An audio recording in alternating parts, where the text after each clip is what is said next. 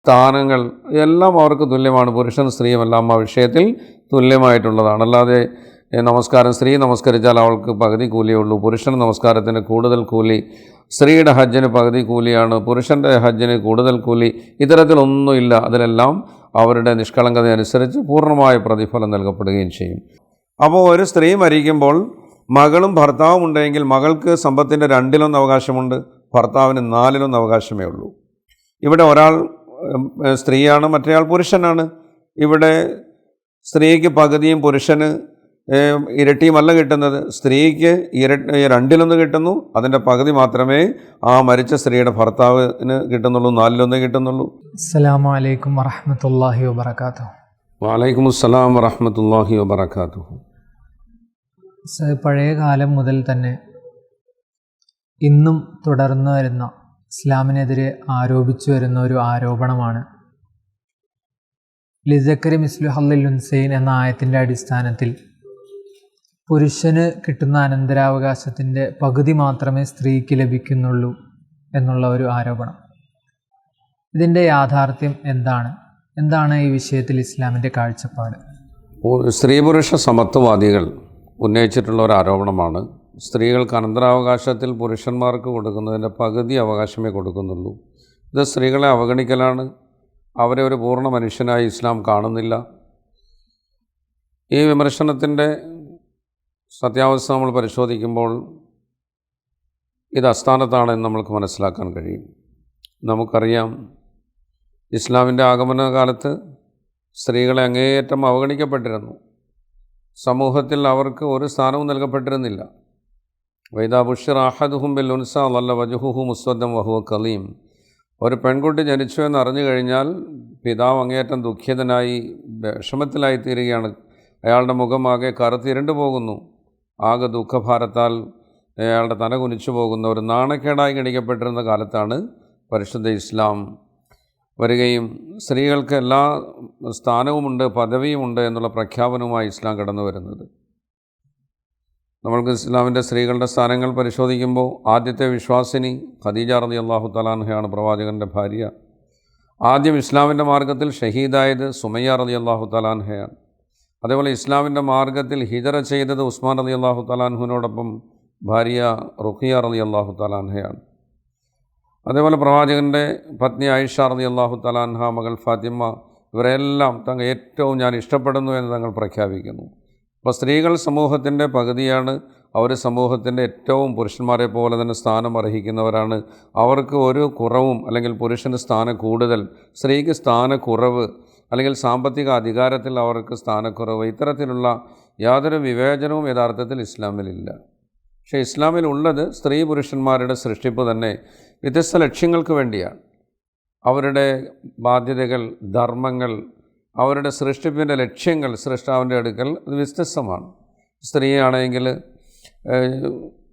ഗർഭധാരണം, പ്രസവം, പാലൂട്ടൽ പോലുള്ള അവസ്ഥകൾ അവർക്ക് കുടുംബത്തെ നയിക്കുക, വീടുകളിൽ കുടുംബത്തിൻ്റെ നേതൃത്വവും കുട്ടികളുടെ പരിപാലനവും വീടിൻ്റെ തർബിയത്ത്, അതിൻ്റെ സംരക്ഷണവും കുടുംബം നോക്കുക പോലുള്ള ഡ്യൂട്ടികൾ, വളായിഫുകൾ, അപ്പോൾ അതാണ് അവർക്ക് നിശ്ചയിച്ചിരിക്കുന്നത്. പുരുഷൻ അതല്ലാത്ത മറ്റു കുറേ കാര്യങ്ങളാണ് പുരുഷന് വേണ്ടി വെച്ചിരിക്കുന്നത്. അപ്പോൾ അതനുസരിച്ച് ഫിസിക്കലി ആയിട്ടും അത് മാനസികമായും ശാരീരികമായും ഒക്കെ ഇത്തരത്തിലുള്ള വ്യതിയാനങ്ങൾ അവരിൽ വെച്ചിട്ടുണ്ട്. അത് വളരെ വ്യക്തമാണ്. അവിടെ തുല്യത ഉണ്ടാക്കാൻ സാധിക്കുകയുമില്ല. സ്ത്രീ ചെയ്യുന്ന കാര്യങ്ങൾ പുരുഷന് ചെയ്യാൻ സാധിക്കില്ല, പുരുഷൻ ചെയ്യുന്ന കാര്യങ്ങൾ സ്ത്രീക്ക് ചെയ്യാൻ കഴിയില്ല. അപ്പോൾ ഈ അടിസ്ഥാനത്തിൽ രണ്ട് വ്യത്യസ്ത വിഭാഗം എന്ന നിലയിൽ അവരുടെ ഡ്യൂട്ടികൾ, ധർമ്മങ്ങൾ, ഉത്തരവാദിത്തങ്ങൾ വ്യത്യസ്തമാക്കിയിട്ടുണ്ട്. അത് രണ്ടും ഒന്നല്ല, ആ നിലയിൽ വ്യത്യാസമുണ്ട്. മറ്റ് നിലയിൽ അമലുകളുടെ നിർബന്ധം, അതിൻ്റെ പ്രതിഫലം, അതേപോലെ തന്നെ സാമ്പത്തിക അധികാരങ്ങൾ, അതേപോലെ സ്ഥാനങ്ങൾ എല്ലാം അവർക്ക് തുല്യമാണ്. പുരുഷനും സ്ത്രീയും എല്ലാം ആ വിഷയത്തിൽ തുല്യമായിട്ടുള്ളതാണ്. അല്ലാതെ നമസ്കാരം സ്ത്രീ നമസ്കരിച്ചാൽ അവൾക്ക് പകുതി കൂലിയേ ഉള്ളൂ, പുരുഷൻ നമസ്കാരത്തിന് കൂടുതൽ കൂലി, സ്ത്രീയുടെ ഹജ്ജിന് പകുതി കൂലിയാണ്, പുരുഷൻ്റെ ഹജ്ജിന് കൂടുതൽ കൂലി, ഇത്തരത്തിലൊന്നുമില്ല. അതിലെല്ലാം അവരുടെ നിഷ്കളങ്കത അനുസരിച്ച് പൂർണ്ണമായ പ്രതിഫലം നൽകപ്പെടുകയും ചെയ്യും. പാകച്ചുരുക്കത്തിൽ സ്ത്രീ പുരുഷ വ്യത്യാസം ഈ നിലയിൽ വർഗം എന്ന നിലയിലുള്ള വ്യത്യാസം ഇസ്ലാം പരിഗണിക്കുന്നില്ല. അവരുടെ ഡ്യൂട്ടികളെ അടിസ്ഥാനപ്പെടുത്തിയുള്ള വ്യത്യാസങ്ങളുണ്ട്. ഇപ്പോൾ നമ്മൾ പറഞ്ഞു വരുന്നത് മരണാനന്തര ബന്ധു മരിച്ചു കഴിഞ്ഞാൽ അവരുടെ സമ്പത്തിലുള്ള സ്ത്രീയുടെ അവകാശമാണ് സാമ്പത്തിക അവകാശം. ഇതിൽ ഏറ്റക്കുറവ് വെച്ചിട്ടുണ്ടോ ഇല്ലയോ എന്നുള്ള പരിശോധിക്കുകയാണ്. ഈ വിമർശനം ശരിയാണോ അല്ലയോ എന്ന് നമുക്ക് നോക്കേണ്ടതുണ്ട്. യഥാർത്ഥത്തിൽ അനന്തരാവകാശത്തിൻ്റെ അവകാശം ലഭ്യമാകുന്നത് ചില അടിസ്ഥാന കാര്യങ്ങളെ മാനദണ്ഡമാക്കിക്കൊണ്ടാണ്.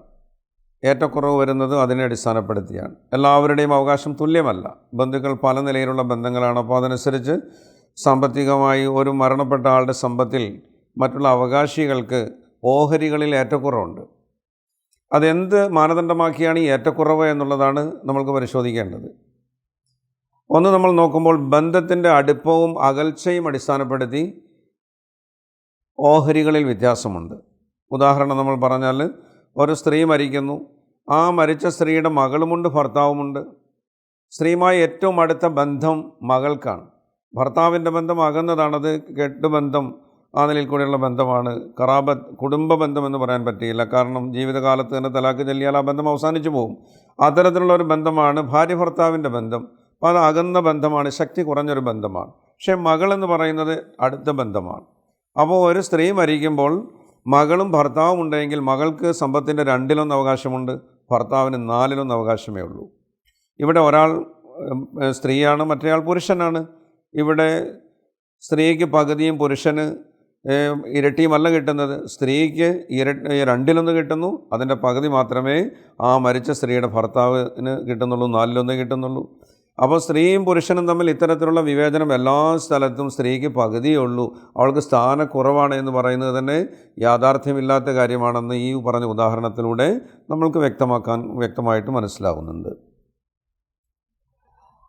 അപ്പോൾ ഇവിടെ കുടുംബത്തിൻ്റെ ആ മരിച്ച വ്യക്തിയുമായിട്ടുള്ള ആ ജീവിച്ചിരിക്കുന്ന ആളുടെ അടുപ്പവും അകലവും അനുസരിച്ചാണ് ഇവിടുത്തെ ഓഹരിയിലെ വ്യതിയാനം വന്നിരിക്കുന്നത്.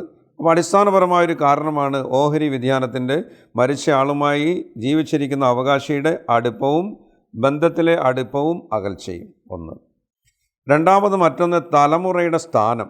മരിച്ച ആളുമായി ജീവിച്ചിരിക്കുന്ന അവകാശിയുടെ തലമുറയുടെ സ്ഥാനം എന്താണെന്നുള്ള അടിസ്ഥാനത്തിൽ ഓഹരിയിൽ ഏറ്റക്കുറവ് വരും. അനന്തരാവകാശ ഓഹരിയിൽ ഏറ്റക്കുറവ് വരുന്നു.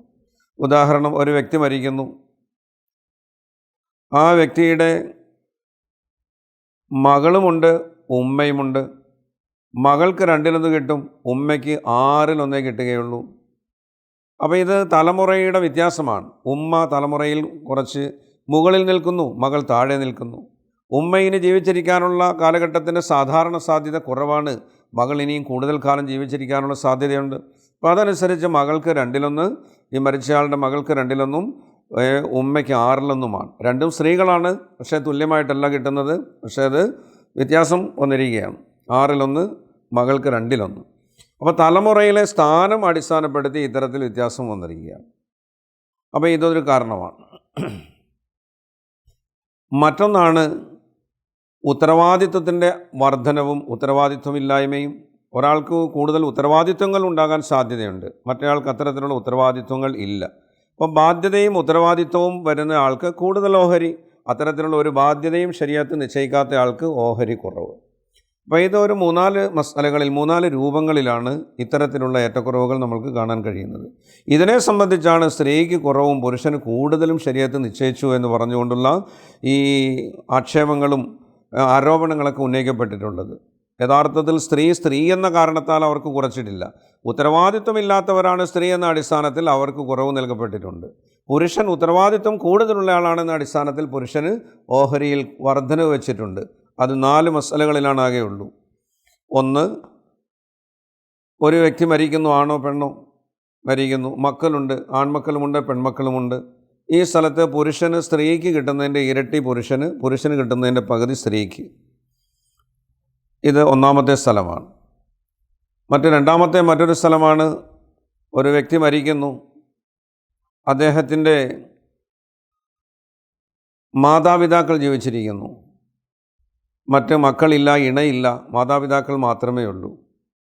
ആ മാതാപിതാക്കൾക്ക് പിതാവിന് 3/2 മാതാവിന് 3/1. അപ്പോൾ ഇവിടെ സ്ത്രീക്ക് കിട്ടുന്നതിൻ്റെ ഇരട്ടി പുരുഷനായ പിതാവിന് കിട്ടുന്നു. മരിച്ചയാളുടെ മാതാവും പിതാവും. മാതാവിന് 3/1, പിതാവിന് 3/2. അപ്പോൾ ഇവിടെ സ്ത്രീക്ക് പകുതിയും പുരുഷന് ഇരട്ടിയും കിട്ടുന്ന മറ്റൊരു അവസ്ഥയാണിത്. മറ്റൊന്നൊരാൾ മരിക്കുന്നു, അദ്ദേഹത്തിൻ്റെ മക്കളുമില്ല, ഇണയും ഇല്ല, മാതാവുമില്ല, പിതാവുമില്ല, സഹോദരി സഹോദരന്മാരുണ്ട്. അപ്പോൾ ഈ സഹോദരി സഹോദരന്മാർക്ക് ലിദ്ദക്കരി മിസ്ലു ഹള്ളിൽ ഉൻസയൈൻ, സ്ത്രീകൾക്കുള്ളതിൻ്റെ ഇരട്ടിയാണ് അവിടുത്തെ സഹോദരന് കിട്ടുക. മരിച്ചയാളുടെ സഹോദരി സഹോദരന്മാർ മാത്രമേ ഉള്ളൂ. അപ്പോൾ ഈ നിലയിൽ സഹോദരിക്ക് കിട്ടുന്നതിൻ്റെ ഇരട്ടി കിട്ടും. ഇത് മൂന്നാമത്തെ സ്ഥലമാണ്. മറ്റൊരു സ്ഥലമാണ് ഭാര്യ മരിക്കുക അല്ലെങ്കിൽ ഭർത്താവ് മരിക്കുക. ഭാര്യയാണ് മരിച്ചതെങ്കിൽ ആ മരിച്ച ഭാര്യയ്ക്ക് മക്കളുണ്ടെങ്കിൽ, മക്കളുമുണ്ട് ഭർത്താവുമുണ്ട്. മക്കളുണ്ടെങ്കിൽ ഭർത്താവിന് 4/1, മരിച്ച സ്ത്രീക്ക് മക്കളില്ലെങ്കിൽ ഭർത്താവിന് 2/1.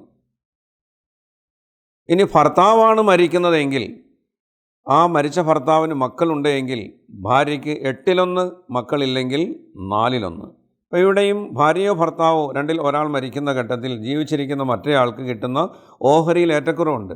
അപ്പോൾ ഇങ്ങനെ ഒരു 3-4 സ്ഥലങ്ങളിലാണ് ആണിന് കൂടുതലും സ്ത്രീക്ക് കുറവും കിട്ടുന്ന അവസ്ഥകളുള്ളത്. ഇത് നമ്മൾക്ക് മനസ്സിലാക്കാൻ പറ്റുന്നത് ഉത്തരവാദിത്വത്തിൻ്റെ വർധനവിനെ അടിസ്ഥാനപ്പെടുത്തിയുള്ള ഒരു വ്യതിയാനമാണ്, ഏറ്റക്കുറവാണ്. അല്ലാതെ സ്ത്രീ എന്ന നിലയിൽ അവർ അവകാശം കുറഞ്ഞവരാണ്, അതുകൊണ്ട് അവർക്ക് കുറവ് അവകാശം മതി എന്ന സ്ത്രീ എന്ന അടിസ്ഥാനത്തിൽ കൂടിയല്ല അവകാശത്തിൽ കുറവ് വച്ചിരിക്കുന്നത്. ഇവിടുത്തെ പുരുഷന് കൂടുതൽ ഉത്തരവാദിത്വങ്ങൾ വരുന്നു. യഥാർത്ഥത്തിൽ ഇപ്പോൾ ഒന്നുകിൽ ഉത്തരവാദിത്വം ഉണ്ടാകാം, അല്ലെങ്കിൽ ഉത്തരവാദിത്വങ്ങളിലേക്ക് അവൻ എത്തിപ്പെടാം. സാധാരണ രീതിയിൽ ഒരു പുരുഷനാണ് ഉത്തരവാദിത്വം ഉള്ളയാളായി മാറുന്നത്. കാരണം അയാളുടെ സ്വന്തം ഉത്തരവാദിത്വങ്ങൾ, അയാളുടെ വിവാഹം, അയാളുടെ ചിലവ്, ആഹാരം, വസ്ത്രം, പാർപ്പിടം എല്ലാം അയാളുടെ ബാധ്യതയാണ്. ഇനി അയാൾക്ക് ഭാര്യയുണ്ടെങ്കിൽ ഭാര്യയുടെ ആഹാരവും വസ്ത്രവും പാർപ്പിടവും മരുന്നുമെല്ലാം ഭർത്താവിൻ്റെ ബാധ്യതയാണ്. മക്കളുണ്ടെങ്കിൽ മക്കളുടെ, ദുർബലരായ മാതാപിതാക്കളുണ്ടെങ്കിൽ അവരുടെ, ദുർബലരായ സഹോദരി സഹോദരന്മാരുണ്ടെങ്കിൽ അവരുടെയൊക്കെ ബാധ്യതകൾ നിർവഹിക്കേണ്ട ഉത്തരവാദിത്വം ഈ പുരുഷനായ ആളിൽ വന്നു ചേരുന്നു. അതുകൊണ്ട് പുരുഷൻ്റെ ബാധ്യതകളും ഉത്തരവാദിത്വങ്ങളും കൂടുതലായതുകൊണ്ട് അവൻ ഓഹരി കൂട്ടിവെച്ചിരിക്കുകയാണ്. ഒരു സ്ത്രീയെ സംബന്ധിച്ച് അവരുടെ ഏത് നിലയിലാണെങ്കിലും അവർക്ക് അവരുടെ ഉത്തരവാദിത്വങ്ങൾ മറ്റൊരാളുടെ കീഴിലായിരിക്കും നിർവഹിക്കപ്പെടേണ്ടി വരുന്നത്. ഭാര്യയാണെങ്കിൽ ഭർത്താവ് അവരുടെ അവകാശങ്ങൾ പൂർത്തീകരിക്കും. അവർക്ക് അവരുടെ ഉത്തരവാദിത്വവും മറ്റുള്ളവരുടെ ഉത്തരവാദിത്വവും ഒക്കെ നിർവഹിക്കേണ്ട ഒരു ഘട്ടമേയില്ല. എത്ര വലിയ സമ്പന്നയാണെങ്കിലും ഭർത്താവ് സമ്പത്തില്ലാത്ത ആളാണെങ്കിലും ചെലവ് നോക്കേണ്ടത് ഭാര്യയാണ്, സ്ത്രീയാണെന്ന് വരുന്ന ഒരു സാഹചര്യമേ ഇല്ല. അവളുടെ സമ്പത്തിൽ മറ്റാർക്കും അവകാശം വരുന്നില്ല. അപ്പോൾ സ്ത്രീയുടെ സമ്പത്ത് അവൾക്ക് സമ്പത്തുണ്ടെങ്കിലും എന്താകുന്നില്ല, മറ്റുള്ളവരുടെ ഉത്തരവാദിത്വങ്ങൾ സ്ത്രീക്ക് വരുന്നില്ല. ഇസ്ലാമികമായ ദർശനം അതാണ്, സ്ത്രീക്ക് വരുന്നില്ല. പിന്നെ സ്ത്രീക്ക് വിവാഹം നടന്നില്ല എങ്കിൽ അവളുടെ സമ്പത്ത് കൊണ്ട് അവർക്ക് ജീവിക്കാൻ കഴിയും. ആ നിലയിൽ ശരീഅത്ത് അവർക്കും ഒരു അവകാശം കൊടുത്തിരിക്കുകയാണ്. അപ്പോൾ ഉത്തരവാദിത്വം ഇല്ലാതിരുന്നിട്ടും ഒരു ഫണ്ട് എന്ന നിലയിൽ അവർക്ക് ആവശ്യം വരുമ്പോൾ ഉപയോഗിക്കാനായി ശരീഅത്ത് ഒരു സാമ്പത്തികമായ അവകാശം അവർക്ക് കൊടുത്തിരിക്കുകയാണ്. ഇത് അവരെ മഹത്വപ്പെടുത്തലും അവർക്ക് ഒരു നല്ല സ്ഥിതി വരാൻ വേണ്ടിയുള്ള ഒരവസ്ഥ ശരീഅത്ത് അംഗീകരിച്ചു കൊടുത്തിരിക്കുകയാണ്. അപ്പോൾ അവരെ നിസ്സാരമാക്കുകയല്ല ചെയ്തത്. ഉത്തരവാദിത്വത്തെ അടിസ്ഥാനപ്പെടുത്തി നോക്കുമ്പോൾ അത്രയും കൂടുതൽ ഇത് ഓഹരിക്ക് അവകാശം ഇല്ലെങ്കിൽ പോലും അവരുടെ കാര്യങ്ങൾ നിർവഹിക്കാനായി ഒരു ഫണ്ട് അവരുടെ കയ്യിൽ ഉണ്ടാകാനായി ശരീഅത്ത് ആഗ്രഹിക്കുന്നു. അവർക്ക് ഓഹരി നിശ്ചയിച്ചു കൊടുത്തിരിക്കുകയാണ്. അപ്പോൾ ഇങ്ങനെ ഈ ഒരു സ്ഥലത്തെ സംബന്ധിച്ചാണ് സ്ത്രീയെ ഇകഴ്ത്തിയിരിക്കുന്നു, അവർക്ക് ഓഹരിയിൽ കുറവ് വരുത്തിയിരിക്കുന്നു. ഒരു സ്ത്രീയെ ഒരു പൂർണ്ണ മനുഷ്യനായി ഇസ്ലാം കാണുന്നില്ല, അവർക്ക് പകുതി അവകാശമേ നൽകിയിട്ടുള്ളൂ എന്നൊക്കെ പറയുന്നത് ഈ 4 ഘട്ടങ്ങളെ സംബന്ധിച്ചാണ്. യഥാർത്ഥത്തിൽ സ്ത്രീ എന്ന കാരണത്താൽ അല്ല ഈ കുറവ് വരുത്തിയത് എന്ന് മനസ്സിലാക്കുമ്പോൾ ഈ ഇത്തരത്തിലുള്ള ആരോപണങ്ങൾക്ക് യാതൊരു അടിസ്ഥാനവുമില്ല എന്ന് മനസ്സിലാകും. പുരുഷൻ്റെ ഉത്തരവാദിത്വ കൂടുതലിനനുസരിച്ച് അദ്ദേഹത്തിന് ഓഹരി കൂട്ടുന്നു. സ്ത്രീയുടെ ഉത്തരവാദിത്വ ഇല്ലായ്മയെ അടിസ്ഥാനപ്പെടുത്തി അവർക്ക് ഓഹരി കുറഞ്ഞിരിക്കുകയാണ്. കാരണം നമ്മൾ കൂടുതൽ മുന്നോട്ട് നോക്കുമ്പോൾ സ്ത്രീയും പുരുഷനും വരുന്ന മറ്റു പല ഘട്ടങ്ങളുണ്ട്. അവിടെ സ്ത്രീക്ക് കിട്ടുന്ന അതേപോലെ തന്നെ സ്ത്രീക്കും ഓഹരി കിട്ടുന്നതായിട്ട് കാണാം. നമ്മൾ ആദ്യം പറഞ്ഞ ഒരു ഉദാഹരണത്തിൽ മകനുമുണ്ട്, മാതാവുമുണ്ട്, പിതാവുമുണ്ട് എങ്കിൽ മാതാവിനും പിതാവിനും 6/1. അവർ സ്ത്രീയും പുരുഷനുമാണ്, അവർക്ക് ഏറ്റക്കുറവൊന്നും വരുന്നില്ല. 6/1 മാതാവിനും കിട്ടും 6/1, പിതാവിനും കിട്ടും 6/1, മകനും ബാക്കിയുള്ളത് കിട്ടും. അപ്പോൾ ഇവിടെ എന്ത് വന്നിട്ടില്ല, സ്ത്രീ പുരുഷൻ എന്ന അടിസ്ഥാനത്തിൽ വ്യതിയാനമൊന്നും വരുത്തിയിട്ടില്ല. അങ്ങനെ സ്ത്രീക്ക് കുറവാണ് കിട്ടേണ്ടതെങ്കിൽ ഇവിടെ മാതാവിന് എന്ത് ചെയ്യാൻ കിട്ടാൻ പാടില്ല, 6/1 കിട്ടാൻ പാടില്ല, 12/1 കിട്ടാവൂ. അങ്ങനെയില്ല, മാതാവിന് 6/1, പിതാവിനും 6/1. പിന്നെ നമ്മൾ പിന്നീട് പറഞ്ഞ ഉദാഹരണത്തിൽ മകളും ഭർത്താവും ജീവിച്ചിരിക്കുമ്പോൾ മകൾക്ക് 2/1 കിട്ടുന്നു. ഒരു സ്ത്രീ മരിക്കുന്നു, മകൾ ജീവിച്ചിരിക്കുന്നു, ഭർത്താവും ജീവിച്ചിരിക്കുന്നുവെങ്കിൽ മകൾക്ക് 2/1, ഭർത്താവിന് 4/1. ഇവിടെ ഈ മകൾ സ്ത്രീയാണ്, അവർക്കാണ് കൂടുതൽ കിട്ടുന്നത്. ഭർത്താവ് പുരുഷൻ, അദ്ദേഹത്തിന് 4/1 പകുതിയേ കിട്ടുന്നുള്ളൂ. അപ്പോൾ ഇവിടെ സ്ത്രീക്ക് കൂടുതൽ കിട്ടുന്നു. പുരുഷന് കുറവ് കിട്ടുന്നു. അപ്പോൾ അടിസ്ഥാനപരമായി നമ്മൾ പറഞ്ഞ ഈ 3 കാരണങ്ങളാണ് ഈ വ്യതിയാനത്തിന് കാരണം. ഒന്ന്, ബന്ധത്തിലെ അടുപ്പവും അകൽച്ചയും. അടുക്കുമ്പോൾ ഓഹരി കൂടും, അകലുമ്പോൾ ഓഹരി കുറയുന്നു. മറ്റൊന്ന്, തലമുറയുടെ സ്ഥാനം ഉയർന്നതാകുമ്പോൾ ഓഹരി കുറയുന്നു, താഴെയാകുമ്പോൾ ഇനിയും കൂടുതൽ കാലം ജീവിച്ചിരിക്കാനുള്ള സാഹചര്യം ഉള്ളയാൾക്ക് ഓഹരി കൂടുതൽ കൊടുക്കുന്നു. മറ്റൊരു പരിഗണനയാണ് ബാധ്യതയുള്ളയാൾക്ക് കൂടുതൽ ഓഹരി, ബാധ്യത കുറവുള്ളവർക്ക് ഓഹരി കുറയുന്നു. അതാണ് സ്ത്രീക്ക് ബാധ്യത ഇല്ലാത്തതുകൊണ്ട് കുറവും, പുരുഷന് ബാധ്യത കൂടുതൽ വരുന്നതുകൊണ്ട് അദ്ദേഹത്തിന് കൂടുതലും വെച്ചിരിക്കുന്നു. അപ്പോൾ ഈ നിലയിൽ വ്യത്യസ്തമായ മാനദണ്ഡത്തെ അടിസ്ഥാനപ്പെടുത്തിയാണ് ഈ ഏറ്റക്കുറവുകൾ വന്നിരിക്കുന്നത്. ആദ്യകാലത്ത് ഇസ്ലാമിൻ്റെ പ്രാരംഭ കാലഘട്ടത്തിൽ സ്ത്രീകൾക്ക് അവകാശം ഉണ്ടായിരുന്നില്ല. നമ്മൾ ആദ്യം പറഞ്ഞു വെച്ചു, സ്ത്രീകളെ അപമാനമായി കണക്കാക്കപ്പെട്ടിരുന്ന കാലഘട്ടമാണത്. ആ സന്ദർഭത്തിൽ സ്ത്രീകൾക്ക് അവകാശമേ ഇല്ല, പെണ്ണുങ്ങൾക്ക് അവകാശമില്ല. അത് പെൺമക്കളാണെങ്കിലും ഭാര്യയാണെങ്കിലും അവകാശമില്ല. പിന്നെ അവകാശമുള്ളത് ആർക്കാണ്? യുദ്ധം ചെയ്യാൻ പറ്റുന്ന പ്രായത്തിലെത്തിയ പുരുഷന്മാർക്ക് മാത്രം. ചെറിയ ആൺകുട്ടികൾക്കും അവകാശമില്ല. ഇതായിരുന്നു ഇസ്ലാമിൻ്റെ ആഗമന സന്ദർഭത്തിലുണ്ടായിരുന്ന അറേബ്യൻ സമൂഹത്തിൻ്റെ അവസ്ഥ. ഔസ് ബിൻ സാബിത്ത് റളിയല്ലാഹു തആല അൻഹു മരണപ്പെട്ടു. അദ്ദേഹത്തിൻ്റെ പിതാവിൻ്റെ സഹോദരൻ്റെ 2 മക്കളാണ് അദ്ദേഹത്തിൻ്റെ മുഴുവൻ സമ്പത്തും അവകാശമായി എടുത്തത്.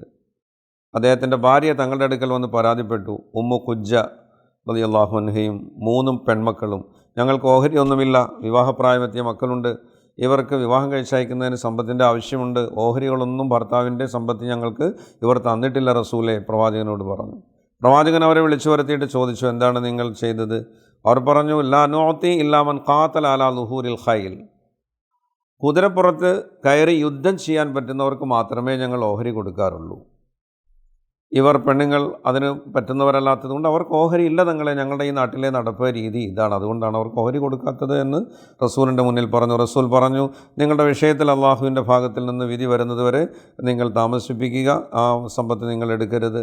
അപ്പോൾ തന്നെ ആയത്തിറങ്ങുകയാണ്, ലിർരിജാലി നസീബും മിമ്മാ തറക്കൽ വാലിദാനി വല്ലഖറബൂൻ വലിന്നിസാഇ നസീബും മിമ്മാ തറക്കൽ വാലിദാനി വല്ലഖറബൂന മിമ്മാ ഖല്ല മിൻഹു ഔ കസുറ നസീബൻ മഫ്റൂള. മാതാപിതാക്കളും ബന്ധുക്കളും ഉപേക്ഷിച്ച സമ്പത്തിൽ പുരുഷന്മാർക്കും ഓഹരിയുണ്ട്. മാതാപിതാക്കളും ബന്ധുക്കളും ഉപേക്ഷിച്ച സമ്പത്തിൽ സ്ത്രീകൾക്കും ഓഹരിയുണ്ട്. അത് കുറവാണെങ്കിലും കൂടുതലാണ് സമ്പത്തെങ്കിലും എത്രയാണെങ്കിലും അതിൽ ഓഹരി സ്ത്രീകൾക്കുമുണ്ട്. നിശ്ചിതമായ ഓഹരി നിശ്ചയിച്ചിട്ടുണ്ട്. ആ ഓഹരി എന്താണെന്നുള്ളത് അടുത്ത ആയത്തിലൂടെ യൂസിക്കുമുല്ലാഹു ഫി ഔലാദിക്കും ലിദ്ദക്കരി മിസ്ലു ഹള്ളിൽ ഉൻസയൈൻ എന്ന് തുടങ്ങുന്ന ആയത്തിലൂടെ കുറച്ച് രൂപങ്ങൾ അവിടെ വിശദീകരിക്കപ്പെട്ടിട്ടുണ്ട്. അവിടെ ആദ്യം പറഞ്ഞത് മക്കൾ ജീവിച്ചിരിക്കുമ്പോൾ മരിച്ച ഉമ്മയോ വാപ്പയോ മരിച്ചു, മക്കളാണ് ഉള്ളതെങ്കിൽ അവരുടെ ഓഹരിയെ സംബന്ധിച്ചാണ് ലിദ്ദക്കരി മിസ്ലു ഹള്ളിൽ ഉൻസയൈൻ എന്ന് പറഞ്ഞത്. അല്ലാതെ ശരീഅത്തിൻ്റെ ഈ എല്ലാ രൂപങ്ങളിലും സ്ത്രീയും പുരുഷനും ഓഹരിക്കാരായി വരുന്ന എല്ലാ ഘട്ടങ്ങളിലും സ്ത്രീക്ക് പകുതിയും പുരുഷന് ഇരട്ടിയും കിട്ടുക എന്നുള്ളതല്ല അവിടെ പരാമർശിക്കപ്പെട്ടിട്ടുള്ളത്. അങ്ങനെ വരുമ്പോഴാണ് സ്ത്രീയെ അവഗണിച്ചു, അവരെ തുല്യ ഇത് കൊടുക്കുന്നില്ല, അവരോട് അനീതി പ്രവർത്തിച്ചു എന്നൊക്കെ പറയാൻ പറ്റുകയുള്ളൂ. അപ്പോൾ സ്ത്രീകൾക്ക് വലിയ സ്ഥാനവും മഹത്വവും ആദരവും നൽകിയ മതമാണ് ഇസ്ലാം. അത് അവരുമായി ബന്ധപ്പെട്ട നിയമങ്ങൾ പരിശോധിക്കുമ്പോൾ വിശാലമായൊരു വിഷയമാണ് നമുക്ക് കാണാൻ കഴിയും. സ്ത്രീകളെ നിസ്സാരവൽക്കരിക്കുകയും നിന്ദ്യമാക്കപ്പെടുകയും ചെയ്ത സമയത്ത് എല്ലാത്തരം ആദരവും ബഹുമാനവും കൊടുത്തുകൊണ്ട് അവരെ ഉന്നതിയിലേക്ക് ഉയർത്തുകയാണ് ഇസ്ലാം ചെയ്തിരിക്കുന്നത്. അതുകൊണ്ട് അവരെ നിന്ദിക്കുകയല്ല, ആദരിക്കുകയാണ് ചെയ്തിരിക്കുന്നത്. വാത്തുൻ നിസാ സദുഖാത്തിഹിൻ നിഹ്ല, വിവാഹം കഴിക്കുമ്പോൾ പോലും പുരുഷൻ ആ സ്ത്രീയെ തനിക്ക് ലഭ്യമായതിൻ്റെ സന്തോഷത്തിൽ സ്ത്രീക്ക് മഹർ കൊടുത്ത് വിവാഹമൂല്യം കൊടുത്ത് അവരുടെ കുടുംബത്തിൽ ആദരവിന് വേണ്ടി അവർ സാധാരണ നിശ്ചയിച്ചിട്ടുള്ള സ്വീകരിക്കാറുള്ള ഒരു വിവാഹമൂല്യം കൊടുത്തുകൊണ്ട് ആ സ്ത്രീയെ സ്വീകരിക്കാനാണ് ഇസ്ലാം നമ്മളോട് പറഞ്ഞിരിക്കുന്നത്. അല്ലാതെ ഒരു പുരുഷനെ തനിക്ക് ഭർത്താവായി കിട്ടിയതിൻ്റെ പേരിൽ ആ സ്ത്രീ വലിയൊരു സമ്പത്ത് ഭർത്താവിന് കൊടുത്തുകൊണ്ട് ഭർത്താവിനെ സ്വീകരിക്കണമെന്നല്ല പറഞ്ഞത്. സ്ത്രീയെ കിട്ടിയതിൻ്റെ പേരിൽ ഭർത്താവ് എന്ത് ചെയ്യണം? സന്തോഷത്തിൻ്റെ പേരിൽ അവൾക്ക് മഹർ കൊടുത്ത് വിവാഹമൂല്യം കൊടുത്ത് അവരെ ആദരവോടെ സ്വീകരിക്കാൻ. അപ്പോൾ സ്ത്രീത്വത്തിന് വലിയ ബഹുമതിയും സ്ഥാനവും കൊടുക്കുകയാണ് ചെയ്തിരിക്കുന്നത്. അങ്ങനെ സ്ത്രീയുമായി ബന്ധപ്പെട്ട എല്ലാ സന്ദർഭങ്ങളിലും ഉള്ള നിയമങ്ങളും അവരെ നിന്ദിക്കാതെ നിസ്സാരവൽക്കരിക്കാതെ മാന്യമായ ഒരു കുടുംബം കൊണ്ടുപോകാൻ ആവശ്യമായ എല്ലാത്തരം നീതിപരമായ നിർദ്ദേശങ്ങളുമാണ് ഇസ്ലാം തന്നിരിക്കുന്നത്. അതുകൊണ്ട് വിമർശകരുടെ ഈ വിമർശനത്തിൽ യാതൊരു കാതലുമില്ലാത്തതും പഠനവിധേയമാക്കാതെയുള്ള ഒരു വിമർശനവുമാണ് ഇത് എന്ന് ഈ പറഞ്ഞ വിവരങ്ങളിലൂടെ ഈ വിഷയങ്ങളിലൂടെ നമ്മൾക്ക് മനസ്സിലാക്കാനാവുന്നതാണ്. അല്ലാഹു തആല കാര്യങ്ങൾ മനസ്സിലാക്കാനുള്ള ഭാഗ്യം തന്ന് അനുഗ്രഹിക്കുമാറാകട്ടെ.